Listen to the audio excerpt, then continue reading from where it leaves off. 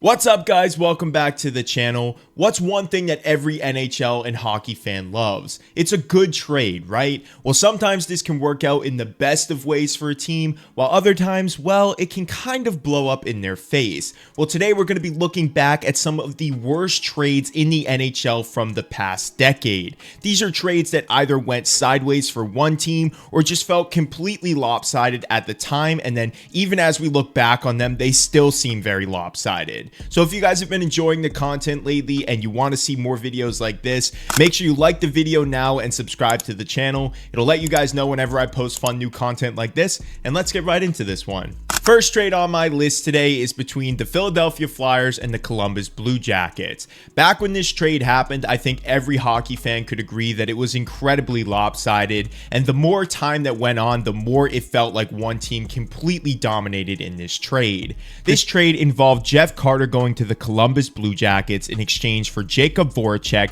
a first-round pick which would be the 8th overall pick, turning out to be Sean Couturier, and a third-round pick which ended up being Nick Cousins. The idea from Columbus was to acquire a player that would pair nicely with Rick Nash, but Columbus clearly underestimated the talents of Jakub Voracek and overestimated the value of Jeff Carter. Jeff Carter would play the worst stretch of hockey with the Columbus Blue Jackets, and months after he was traded to LA, where he returned to form and won multiple Stanley Cups. Both players were great at the time, don't get me wrong, but trading the 8th overall pick and a 3rd overall pick for a player that at best was at the same talent level as Voracek was just brutal. Now, the more and more we look back on this trade, the more and more it feels like Columbus got fleeced. Obviously, the Jeff Carter experiment didn't work out in Columbus, and they really never found too much success with Rick Nash, and Jakub Voracek would go on to be a great top liner for the Philadelphia Flyers. Unfortunate trade for Columbus, but this one to me, to this day, still feels like a fleecing for the Philadelphia Flyers. Next up, let's talk about a trade with arguably one of the best goaltenders in NHL history,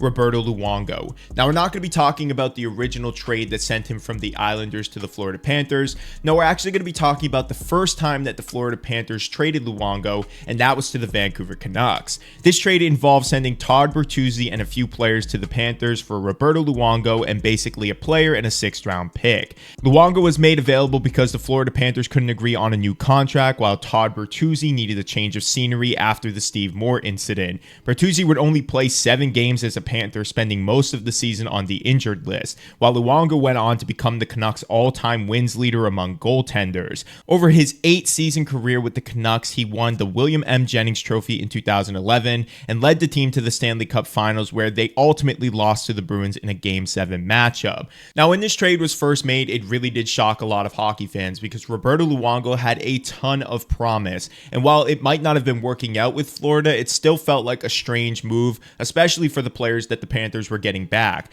Now, nobody could predict what was going to happen to Bertuzzi after the deal was made, but still, up to this day, everyone can agree that the Panthers really lost out on this one. Next up, let's talk about the New York Islanders, and I'm sure there's one name that makes every Isles fan quiver, and that's Milbury. Now, he made a ton of terrible trades in his tenure with New York, but one trade to me stands above all of the rest. Now, this trade involves sending Zdeno Chara for Alexei Yashin. Chara at the time was considered a promising but still developing blue liner. Yashin was a talented center with 2 40-goal seasons on his resume. However, he missed the 1999-2000 campaign because of a contract holdout. Signed by Milbury to a 10-year, $87.5 million contract soon after joining the Islanders, Yashin had some early success, including a 75-point performance that he put up in the 2001-2002 season. By 2006-2007, however, his production was on the decline. His NHL career ended in 2007 when Milbury's successor Garth Snow bought out the remainder of his contract.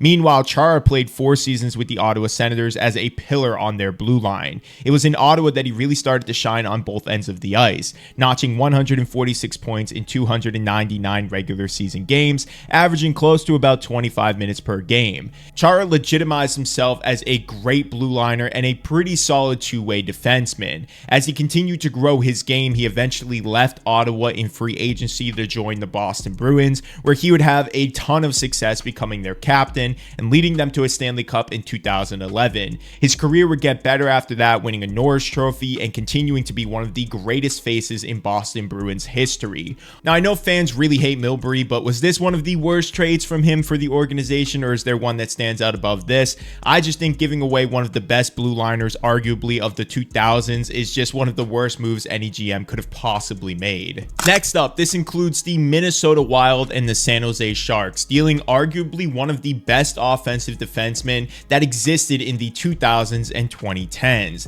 This trade involved sending Brent Burns to San Jose for Devin Setoguchi, prospect Charlie Coyle, and a first-round pick, which would turn out to be the 28th overall in the 2011 draft. Burns left Minnesota as a top blue liner and one of the best all-around young defensemen in the NHL. At this time, he came with a hard shot and the ability to calmly shut down opportunities while still being able to destroy his opponent with a good body check. He topped 40 points twice with the Wild, with a career high of 46 in his last season, and once moved to San Jose, he became one of the best defensemen in the league, quickly was an all-star with the organization, and put up some absurd offensive numbers. The Sharks were competitive for years, but never managed to win a Stanley Cup despite the amount of talent they had on their roster. Burns signed a contract with the Sharks and quickly became one of the strong faces of the organization. However, like many of those long extensions that the Sharks had signed, Burns didn't reach the end of it with San Jose. After years of speculation, the Sharks decided to trade their former star along with Lane Pedersen to the Carolina Hurricanes to help clear up some cap space for a potential rebuild. Now, at the time that he was with Minnesota, he may not have been the player that he eventually became in San Jose,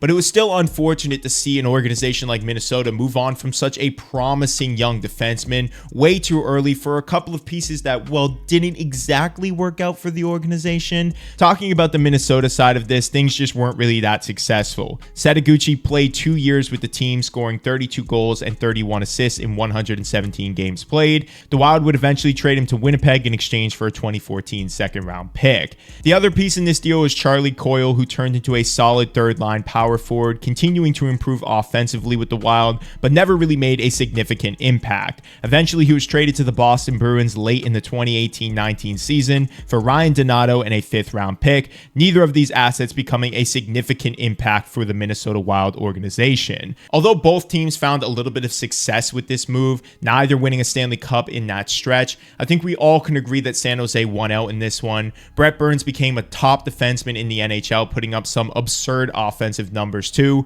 while Minnesota got a few prospects that they were eventually able to flip into some draft picks that I guess really haven't made any significant impact for the organization. To me, I think this was definitely one-sided. Who knows what Minnesota could have looked like had they kept such a solid blue liner like Burns. Next up, we have a trade with the Ottawa Senators, and I feel like every video I make on this topic includes Ottawa in some way, but this one to me might be one of their more regretful ones in the past, and it's all based on the fact that they had too many players playing this position. The Ottawa Senators trade Ben Bishop for a fourth-round pick and Corey Conacher. Prior to the trade, Bishop played games in about 2 seasons for the Senators, totaling 23 overall, with an 11-8-2 record, a 2.47 goals against average, and a .917 save percentage. After the trade, he would become the starting goaltender for the Tampa Bay Lightning, playing in 3 full seasons where he had a record of 131, 64, and 20 to go along with his 2.28 goals against average and a .921 save percentage.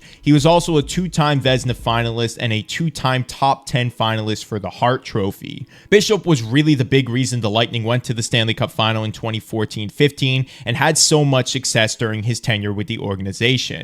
Now, the reason the Senators moved off from Ben Bishop was because they had too many goalies, including players like Craig Anderson, Robin Lehner, and then of course Bishop. Now, Bishop's size and potential alone should have been enough for Ottawa to keep him around, but they opted for the potential of Robin Lehner instead, who really never worked out for the organization and was moved a few years later.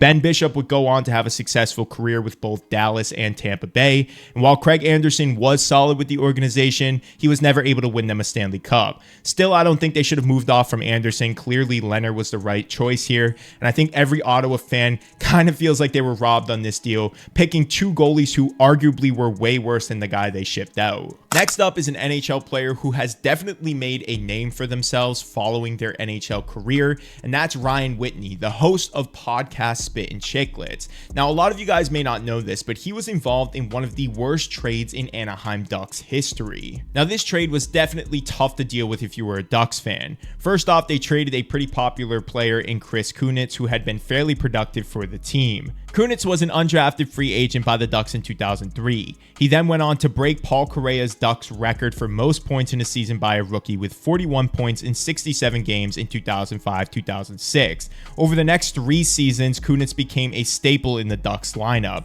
After helping the Ducks win a cup in 2007, which he contributed 60 points in 81 games, his production did drop a bit, which is why he was involved in this not so great trade. So Anaheim decided to shop Kunitz, and in return they received a well-known defenseman in Ryan Whitney. Up until the trade, Whitney had been a very productive offensive defenseman for the Penguins. He tallied up totals of 59 and 40 points in his 2 full seasons of the NHL. In his time with the Penguins, he suffered a rare chronic foot injury that is known as hollow foot. Some might even call it abnormally high arches. He then would miss some time in 2008-2009 before he was involved in this trade. He had recorded 13 points in 28 games with the Penguins that year and went on to have 10 points in 20 regular season games with the Ducks. The Ducks would lose to the Red Wings in the Western Conference Finals that year, and the following season in 2009-2010, Whitney recorded 28 points in 62 games before being traded to the Edmonton Oilers.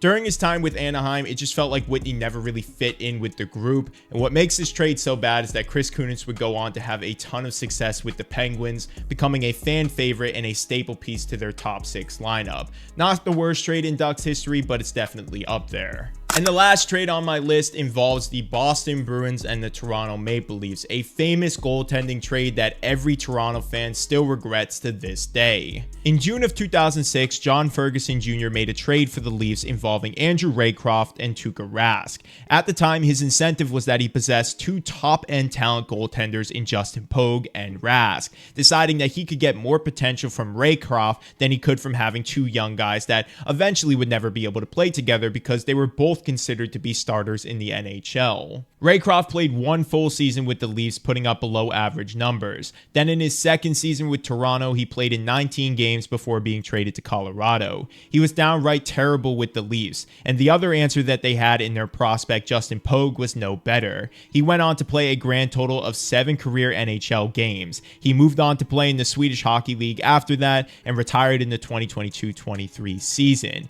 Meanwhile, on the other hand, Rask developed incredibly well with the Boston Bruins. He won the Stanley Cup in 2011 and the Vezina Trophy in 2013-14. He also cemented himself as one of the best goaltenders for the Boston Bruins organization all time, and even was able to shut the door for the Leafs in the 2013 playoffs when they had that epic comeback. I think it's safe to say, with all of the goaltending troubles that Toronto has had since then, that this might be the biggest regret for the organization over the past decade. Tuukka Rask was a top goaltender of the 2010s, and the Toronto Maple Leafs were never able to fill that void in net after making that deal. Unfortunate for the Leafs because it really could have changed a lot about their organization, but for Tuukka Rask, he'll go down as a Hall of Famer, being one of arguably the best goaltenders that we saw in this past generation. But these are 7 of the worst trades that I could find from NHL history, at least from about the 21st century. If you guys want to see a trade list that dates further back with some of the earlier ones from like the 70s, 80s, and 90s, drop your thoughts in the comments below. Also, if you know some more bad trades from about the 2000s to the 2020s, drop those in the comments as well. As always, thank you guys for watching the video. Make sure you like it now, subscribe to the channel for more stuff like this. I will see you guys in the next one.